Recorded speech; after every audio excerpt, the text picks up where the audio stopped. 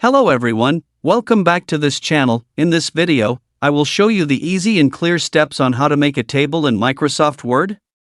So how to make a table in Microsoft Word. Make sure you keep watching this video until the end. Let's get started right away. Firstly, enter the table title. Here I will create a data entry table. Then here type number. Then, name. Then, unit. Then, price. And move the cursor and drag to reduce the table to the number. In number, enter number. Here type 1. Fill in 2. After that, block number 1 and number 2. And pull down for the number of rows in the table to be created.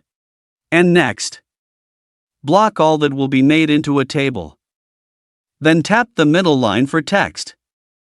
Block all from number to price. Right-click, tap the table line icon. And down, select more border. Next, tap inside. And tap out file to add lines. And then tap OK. To make a table on the contents, block all the contents of the table. Tap right. And tap table icon. And tap more tables. Next, tap inside. And tap out file to add lines.